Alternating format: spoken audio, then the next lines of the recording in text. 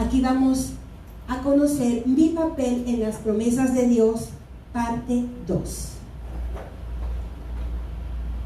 En muchas de las promesas de Dios, entonces, para ver el cumplimiento divino, nosotros tenemos que hacer la parte correspondiente. No en todas las promesas, pero en muchas de ellas que registra la palabra de Dios, hay algo que nos corresponde a nosotros los seres humanos, a nosotros los creyentes. Entonces es importante que cuando leemos, cuando escudriñamos la palabra de Dios, tengamos eso muy pendiente. Y por supuesto, por encima de todas las promesas que podamos recibir, que representan beneficios, representan ventajas, representan oportunidades, representan puertas abiertas, representan en general bendiciones para todo aquel que cree. Muy por encima de estas promesas, todos tenemos que decidirnos primero por el dador de las promesas. ¿De qué nos serviría tener muchas cosas, cualesquiera que sean sus nombres? A nivel material, a nivel de salud, a nivel de una familia que nos llevemos bien y que sea numerosa, a nivel de cualquier cosa que pudiéramos mencionar. ¿De qué nos sirve eso si no gozamos de la presencia del Dios que nos da todo eso y que nos puede ayudar a disfrutarlo, a mantenerlo y aún a potencializarlo, a sacarle el máximo de los provechos y por todo el tiempo? Entonces, muy por encima de las promesas, siempre nuestro deseo ardiente, lo más profundo, lo más íntimo de nuestro corazón se debe decidir por amar, por temer, por obedecer y servir a nuestro Dios, al dador de las promesas. Así que no perdamos eso de vista. Entonces, a continuación vamos a observar algunas de las promesas más comunes, sumándolas por supuesto a las que ya vimos la semana anterior, de las que nos encantan y de las que por supuesto preferimos compartir para personas importantes en fechas especiales. Veamos entonces. Isaías 26:3 dice: tú guardarás, hablándole al Señor, ¿verdad? Tú guardarás en completa paz a aquel cuyo pensamiento en ti persevera, porque en ti ha confiado. ¿Cuál es la parte que nos toca hacer a nosotros los creyentes según este versículo? Perseverar en el pensamiento de Dios, que por supuesto nos lo revela a través de su palabra, y confiar en Él. Cuando hacemos esas dos cosas, Dios va a guardarnos en completa paz. No en una paz cualquiera, ni en un poquito de paz, sino en la verdadera paz que sobrepasa todo entendimiento, de una forma completa, de una forma absoluta. Jeremías capítulo 33, versículo 3, es una de las promesas también que más nos atraen, nos la aprendemos de memoria, la tenemos ahí constantemente bien pendiente.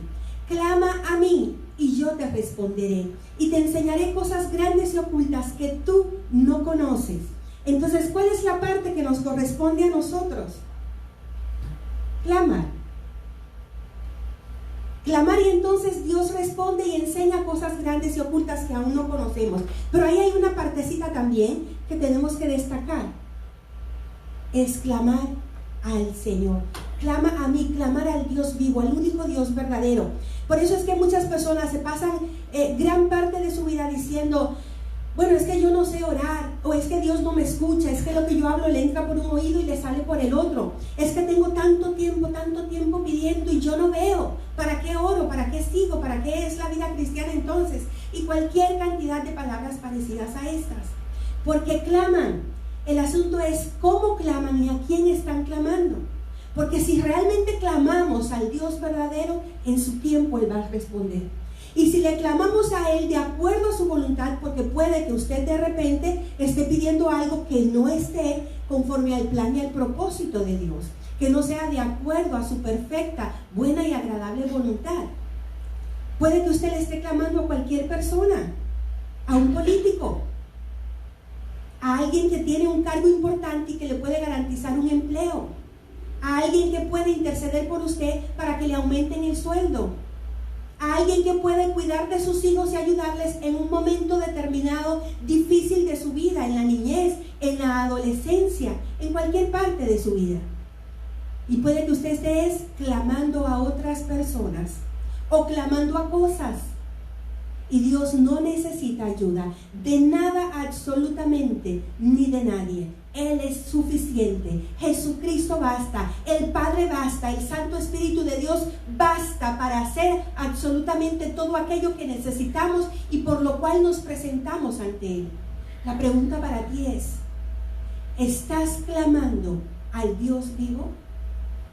Porque si estás clamando aún a cualquier otra cosa, a un falso Dios, a un ídolo, a una imagen y a cualquier cosa que la gente levante como Dios, que sea obra de manos de hombres, nunca vas a obtener respuesta.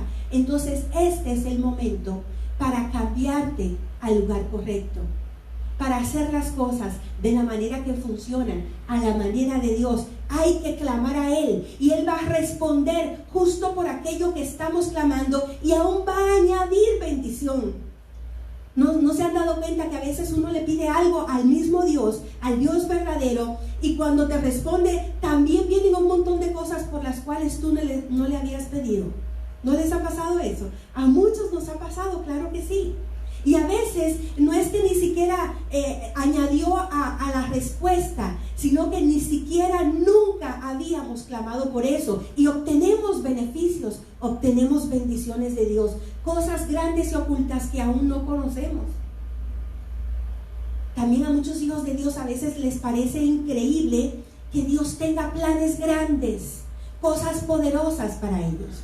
Como que solo piensan en que le va a ir bien y van a obtener grandes cosas si alcanzan sus sueños humanos, si alcanzan un buen trabajo, si se preparan bien en la universidad, y todo eso es importante, claro que sí. Y es de hecho necesario, aun cuanto más como hijos de Dios. Pero es el Señor el que aún usa todo eso para mostrarte grandes cosas. Y aún aquellas personas que no han podido crecer, descollar académicamente, profesionalmente, por la razón que sea, también Dios los puede usar, se puede servir de ellos para mostrar el poder y la gloria de Dios. Basta que clamemos, que creamos y que nos dejemos usar por nuestro Señor. Ahora vamos a ver un pasaje bastante también conocido en el mundo cristiano, y de hecho hasta el mundo no cristiano lo conoce, aunque sea por referencia. Es un pasaje controversial, pero todo en la palabra de Dios ha de aprovecharse. Nada se puede desechar, nada está obsoleto, o sea, nada es para dejarlo de usar. Desde el Génesis, el primer libro del Antiguo Testamento, hasta Apocalipsis, el último libro del Nuevo Testamento, todo es palabra de Dios y es para tomarla en cuenta, para enseñarla. Aquí dice Malaquías 3, del 10 al 12: traed todos los diezmos al alfolí y haya alimento en mi casa. Y probadme ahora en esto, dice Jehová de los ejércitos, si no os abriré las ventanas de los cielos y derramaré sobre vosotros bendición hasta que sobreabunde. Reprenderé también por vosotros al devorador, y no os destruirá el fruto de la tierra, ni vuestra vida en el campo será estéril, dice Jehová de los ejércitos, y todas las naciones os dirán, bienaventurados, porque seréis tierra deseable, dice Jehová de los ejércitos. En este pasaje, lo único que nos corresponde a nosotros hacer es traer los diezmos al alfolí. El alfolí es una caja especial que se coloca en la casa del Señor, en el lugar en donde Dios escoge para que el pueblo determinado se congregue allí. Porque para todo creyente hay un lugar, hay un redil donde congregarse, donde alimentarse espiritualmente, donde ser pastoreado, donde ser protegido en oración y aún ayudado y ministrado en las distintas áreas y épocas de su vida. Entonces en la casa de Dios hay una caja especial que se llama el alfolí.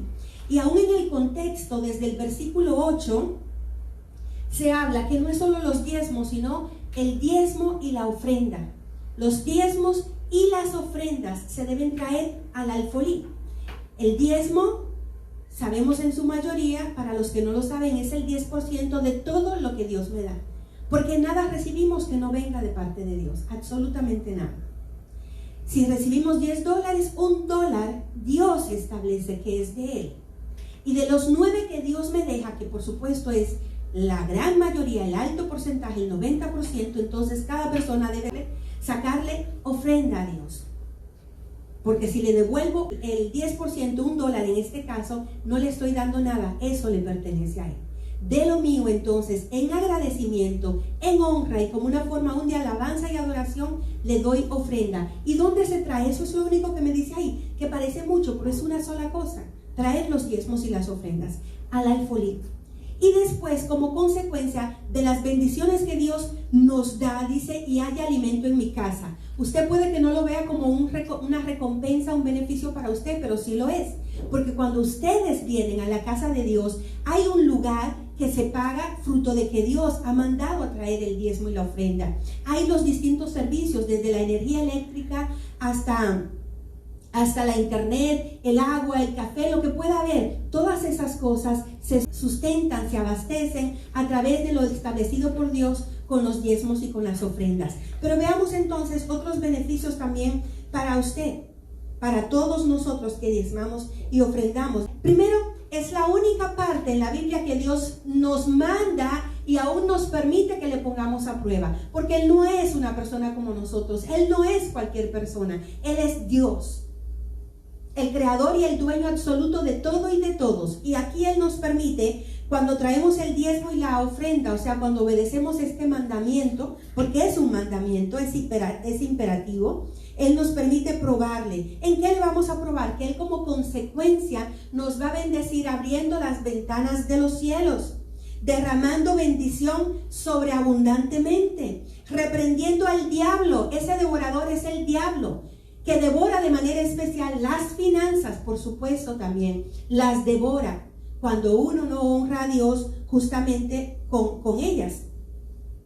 Y también va a hacer, como parte de las bendiciones, que el fruto de la tierra ni la vida en el campo van a ser estéril. O sea, el fruto de mi trabajo y las posesiones que yo adquiera no van a ser dañadas, no van a ser destruidas, no me van a ser quitadas, dice Jehová de los ejércitos. Y todo el mundo me va a llamar bienaventurado. O sea, a ti sí te va bien. Yo quisiera ser como tú. Qué bendecido eres por Dios. Y van a querer ser como ustedes, porque son tierra deseable. Así les va a hacer Dios cuando le cumplimos con el diezmo y la ofrenda. Así nos va a hacer a todos que le obedezcamos en este mandamiento. Cuando dice traer, es imperativo, es una orden, es un mandato divino. Entonces ya sabemos, si queremos las ventanas de los cielos abiertas y todo como consecuencia, cuál es la partecita que nos toca a nosotros. Mateo 6:33, más buscad primeramente el reino de Dios y su justicia, y todas estas cosas te serán añadidas. ¿Qué estás buscando tú? Porque hay mucha gente que buscan las añadiduras y muchas veces no las obtienen tampoco porque no están cumpliendo la primera parte, que es buscar el reino de Dios y su justicia. Todos los hechos justos de Dios, el cómo actúa, el cómo se mueve, el qué es lo que está establecido por parte de Dios. Cuando conocemos eso, a Dios y su reino, cómo se mueve, cómo es, en qué consiste, todo lo demás que nos preocupa va a venir como consecuencia. Pero muchas veces las personas no quieren hacer lo propio, no quieren buscar a Dios. Lo dejan muchas veces para cuando, según ellos, cuando estén viejos, porque están muy jóvenes para buscar a Dios. Y vuelvo y digo, ¿quién ha dicho que el Señor está disponible solo para los ancianos, para los que están de asilo, para los envejecientes? Que de hecho, como mi esposo dice, todos somos envejecientes. Desde que el niño nace, va envejeciendo. Cada vez que cumple un mes, cumple un año y otro más, va envejeciendo. Entonces, el Dios y su reino es para todos. Absolutamente para todos. Busquémosle a Él, como decíamos al principio. Busquemos al dador de las promesas, y todo el cumplimiento de las promesas, esos beneficios van a estar disponibles para nosotros. Nos van a alcanzar.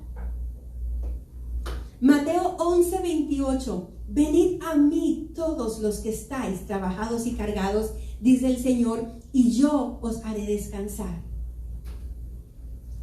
Y cuando dice trabajados y cargados, no es solamente, porque se puede incluir de que están cansados de tanto trabajo físico, de levantarse temprano y el llegar tarde en la noche y todos los días la misma rutina, y unos más que otros con trabajos muy pesados. Por ejemplo, aquellos que trabajan en construcción, aquellos que trabajan en factorías en nuestros países, porque no solamente es en Estados Unidos, en nuestros países también, en zonas francas.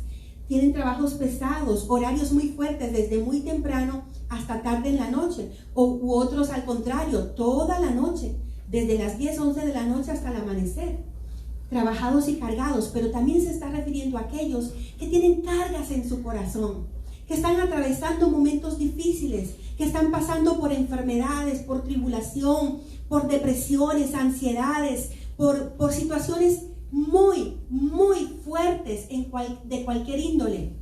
Y Dios dice, venid, o sea, aún nos manda, vengan a mí. Porque también pasa que la gente dura mucho en estas situaciones porque no vienen a Él. Antes hablan con la comadre, hablan con la amiga de infancia, hablan con cualquier persona, que si usted tiene gente así con la que pueda hablar, gloria a Dios. Pero en ninguno de nosotros está el satisfacer las necesidades ajenas, ni siquiera las nuestras, mucho menos las ajenas. Porque todos tenemos necesidades y todos tenemos limitaciones. Y solamente Dios puede hacer esa obra en cada uno de nosotros. Que Él se sirve de alguien para darte una palabra de aliento. Se sirve de alguien que ha estudiado, que se ha hecho experto en un área. Lo puede hacer. Pero Él es el que hace la obra como Él quiera.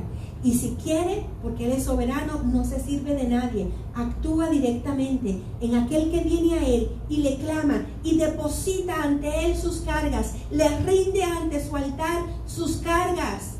La opresión que hay en el corazón, el yugo espiritual, emocional o físico que puede tener, se lo entrega a Dios. Y como consecuencia, ¿qué viene? Dios da el descanso. Dios trae el alivio, trae la respuesta, da la ayuda, da aquello por lo cual estábamos cargados y trabajados, pero solo ante Él. Cuando cumplimos nuestra parte, viene la parte del Señor como consecuencia. En Mateo 21, 22 dice, y todo lo que pidiereis en oración, creyendo, lo recibiréis. A todos nos gusta recibir. A mí me encanta recibir regalos. También doy, pero me encanta. A todo el mundo le encanta recibir.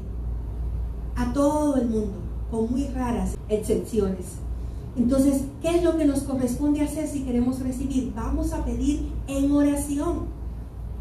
Porque mucha gente también se puede quedar con ese anhelo en el corazón, en su mente, pensando, y no habla. Orar es hablar con Dios, decirle, exponerle, y además creyendo. ¿Y creyendo en quién? En el nombre de Jesucristo.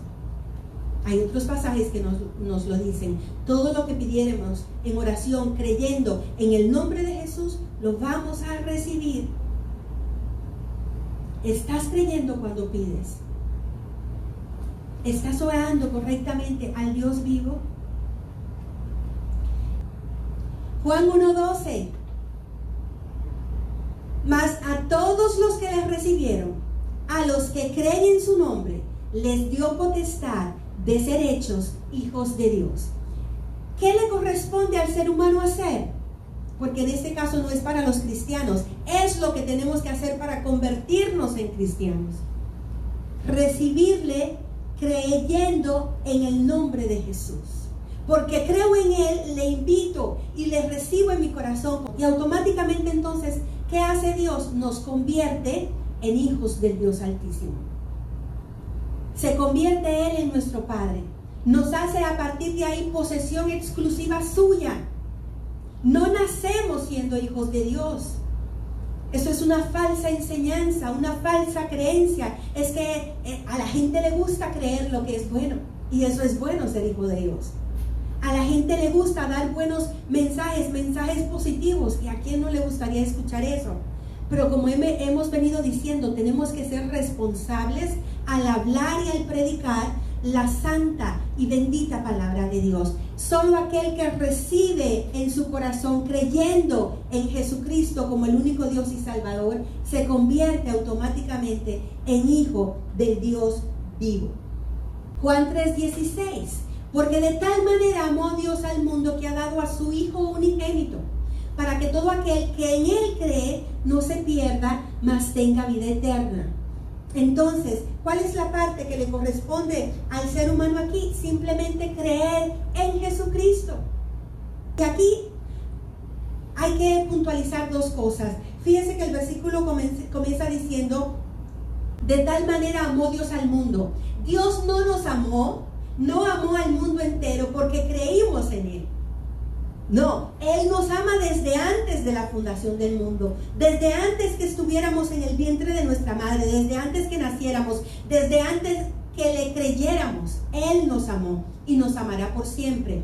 Cuando yo cumplo esta parte de creer en Él como el único Dios, el Hijo unigénito, el único Dios verdadero, aquel que se hizo hombre, Dios hecho hombre, cuando creo en Él, entonces viene que no me voy a perder, o sea, voy a ser salvo y también voy a tener vida eterna. Voy a tener no solo largura de días, sino la posibilidad, la implementación de vivir la calidad de vida que Cristo vivió aún aquí en la tierra. Porque el mismo Espíritu de Dios que se movía en Jesucristo, que los respaldaba en todo, también está en nosotros. Cristo nos lo ha impartido. Cuando recibimos a Cristo, el Espíritu Santo también entra a nuestro corazón. Y eso es lo que nos enseña Juan 3:16. Nuestra parte solamente es creer en Él. Su amor nunca ha estado en juego. Pero cuando yo le creo, viene la salvación y viene la vida eterna. Romanos 8:28. Este versículo, este es uno de los que regalan constantemente. Y sabemos que a los que aman a Dios, todas las cosas les ayudan a bien. Esto es, a los que conforme a su propósito son llamados. Cuando alguien atraviesa un momento de dificultad, tú vas a ver que vas a salir de esta. Dios está contigo, Dios te ama, porque a los que le aman a Él también, todo le va bien.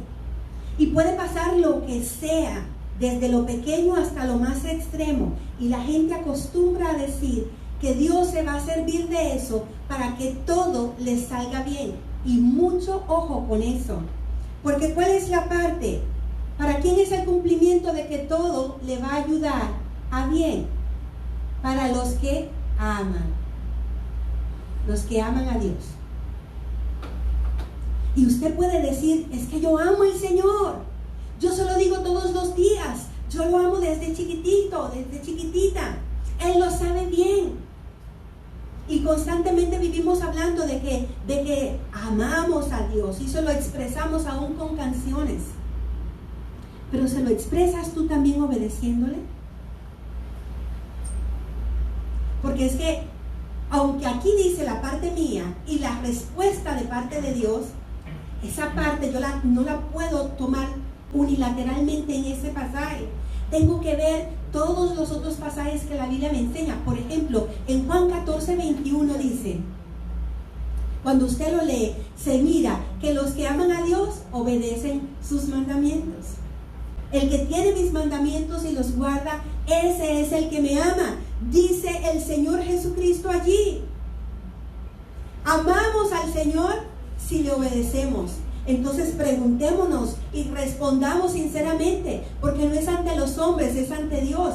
¿Somos obedientes a su palabra, aún a toda la palabra que hemos visto ya, y a todo lo que constantemente Dios nos habla? ¿Estamos obedeciéndole? Y aún también, en la medida en que nosotros crecemos espiritualmente, vamos a ver que Dios no nos va a hablar solamente a través de su palabra. Dios me puede hablar aquí, me puede hablar aquí. Dios me puede hablar a través de una persona, me puede hablar de manera especial a través de mi pastor. Dios habla. ¿Estamos obedeciendo al Señor en todo aquello que nos está hablando? Entonces, si tú le amas porque lo compruebas con la obediencia, entonces todo lo que hagas, no importa lo que pase, va a ayudar para tu bien, va a redundar en beneficio, en cuidado, en protección, en bendición para ti, para lo que eres y para lo que representas. Efesios 6, del 1 al 3. Hijos, obedeced en el Señor a vuestros padres, porque esto es justo. Honra a tu padre y a tu madre, que es el primer mandamiento con promesa para que te vaya bien y para que seas de larga vida sobre la tierra. ¿Qué nos corresponde hacer a nosotros, a los hijos? Obedecer y honrar a los padres. Dios lo estableció así, es el primer mandamiento que tiene una promesa de una vez. Lo vemos también en Deuteronomio. Entonces, dice, va a venir como consecuencia que nos va a ir bien y que vamos a tener largura de vida sobre la tierra. Y muchos quieren eso. Muchos tienen planes para sus 80, 90, muchos le oran al Señor llegar a los 100 años. Pero ¿cumplimos esta parte de obediencia y honra a nuestros padres terrenales? Porque es lo que conviene en el Señor. Honrando a nuestros padres estamos honrando a nuestro Dios. Obedeciendo a nuestros padres estamos obedeciendo a nuestro Dios, porque es lo que Él establece. Y así debemos andar delante de Él. Filipenses 4 del 6 al 7. Por nada estéis afanosos, sino que sean conocidas vuestras peticiones delante de Dios con toda oración y ruego y con acciones de gracias. Y la paz de Dios, que sobrepasa todo entendimiento, guardará nuestros corazones y nuestros pensamientos en Cristo Jesús. ¿Cuál es la parte que nos toca entonces? No afanarnos, venir delante de la presencia del Señor, darle a conocer nuestras peticiones, orando por ellas, intercediendo con ruego y también dándole gracias. Hay muchas personas que esperan que el milagro se dé, la respuesta se dé, para entonces agradecerle a Dios. No, dele gracias al Señor constantemente. La gente de repente cobra, o sea, su sueldo físico porque trabaja semanal, quincenal o mensualmente. Pero usted le da gracias a Dios porque tiene trabajo. Y de repente usted tiene muy buen trabajo. Gloria a Dios por eso. Entonces usted no espera agradecerle cuando usted cobra el cheque. Usted todo el tiempo debe agradecer. Asimismo también, uno le da gracias a Dios de antemano. Señor, en el nombre de Jesús, gracias porque lo declaramos hecho. ¿Cómo usted va a saber que es hecho? De manera especial, o sea que usted lo va a recibir si es conforme a la voluntad de Dios. Si es en base a lo que Dios dice, hay que orar en base a su palabra, hay que orar creyendo en el nombre de Jesucristo. Y hay que, por supuesto, esperar el tiempo de Dios. Si es voluntad de Dios, Él lo va a cumplir, con raras excepciones dentro de su plan soberano para cada persona y a través de cada persona. Pero usted, creyendo en fe en el nombre de Jesucristo, declárelo hecho y llegará. En el tiempo del Señor llegará. Y cuánto más cuando de repente usted le está pidiendo por algo que está viviendo, y eso que está viviendo no lo provocó usted. No fue por pecado suyo, no fue por negligencia suya, no es una cosecha de una mala siembra. ¿Cuánto más? Si usted está esperando esa respuesta de un Dios justo, espérela con fe porque ciertamente llegará. Entonces le pedimos, creemos, damos gracias y experimentamos esa paz que nos va a guardar de pensamientos perturbadores, de pensamientos que nos van a hacer dudar de Dios, de pensamientos que pueden carcomer por dentro, porque ya la paz está ahí. Los corazones y los pensamientos serán guardados. Filipenses 4:19. Este sí que es súper conocido y súper regalado. Mi Dios pues suplirá todo lo que os falte, conforme a sus riquezas en gloria en Cristo Jesús. Y Dios sí tiene riquezas, porque como decíamos, el mundo y su plenitud le pertenecen a Dios. Él es dueño absoluto de todo y de todos. Le pertenece a Él. O sea, nadie puede decir, yo tengo el 30% de la tierra, tengo el 20% del cielo, las estrellas me pertenecen, los árboles son míos. Nadie puede reclamar nada. Ni siquiera mi familia es mía. Es mía porque tengo sentido de pertenencia. Dios me dio una familia, pero así como me la dio, cuando Él quiera la puede quitar. Lo mismo con la salud, con el trabajo, con los años, con todo. Él es rico, ampliamente rico, riquezas en gloria, multiforme, gloria, gracia. Bueno, Dios habla de las riquezas y de la gracia del Señor de 50,000 maneras. Y todo eso es para el que cumple la parte que le corresponde. Pero si usted lo lee otra vez, vea, mi Dios pues suplirá todo lo que os falte conforme a sus riquezas en gloria en Cristo Jesús. Ahí no se establece qué parte nos toca a nosotros, ¿o sí? No se establece. Pero usted tiene que leer el contexto para saber que no es para todo el mundo. Es una irresponsabilidad cuando regalamos cosas que no sabemos qué significan y si realmente es para esa gente o no, porque usted le está regalando algo que no puede utilizar. Es como que usted le da una tarjeta de regalo a alguien y no le da un código, no le da un PIN o algo para que la use. Usted dice hay una cuenta bancaria, pero usted no le da cuál es el password, el código de acceso. Entonces no le está dando nada. Si usted quiere regalar esto, vea para quién le pertenece. Tenemos que leer el contexto de Filipenses 4, 10 al 18, o sea, los versículos antes de la promesa del 19. Dice, en gran manera, aquí está hablando el apóstol Pablo, que es quien le escribe la carta a los filipenses, en gran manera me gocé en el Señor de que ya al fin habéis revivido vuestro cuidado de mí, de lo cual también estabais solícitos, pero os faltaba la oportunidad. Y no lo digo porque tenga escasez, pues he aprendido a contentarme cualquiera que sea mi situación. Sé vivir humildemente y sé tener abundancia. En todo y por todo estoy enseñado, así para estar saciado como para tener hambre, así para tener abundancia como para tener necesidad. Todo lo puedo en Cristo que me fortalece. Sin embargo, bien hicisteis en participar conmigo en mi tribulación. Y sabéis también vosotros, oh filipenses, que al principio de la predicación del Evangelio, cuando partí de Macedonia, ninguna iglesia participó conmigo en razón de dar y recibir, sino vosotros solos. Pues aún en Tesalónica me enviasteis una y otra vez para mis necesidades. No es que busque dádivas, sino que busco fruto que abunde en vuestra cuenta. Pero todo lo he recibido y tengo abundancia y estoy lleno, habiendo recibido de Epafrodito lo que enviasteis, olor fragante, sacrificio acepto, agradable a Dios. Entonces, muchos no habían caído en cuenta de este contexto. 18 versículos para tomar en cuenta y que se cumpla uno solo, el versículo 19. Entonces, ¿qué tenemos que hacer si queremos ver la realidad del 19? Dice revivir o tener cuidado de sus pastores, de los que ministran su vida. Y si también es una persona que aparte del tiene un pastor, pero también hay un diácono sobre su vida, por ejemplo, pertenece a una célula, o nosotros que para poder atender mejor también la iglesia, delegamos la pastoral de ciertos discípulos a otros discípulos que se han formado para eso y que tienen un testimonio para poderlo hacer. Entonces, esas personas que tienen cuidado de sus diáconos, los que están en autoridad sobre ellos, de sus pastores, a ellos les corresponde el cumplimiento del 19.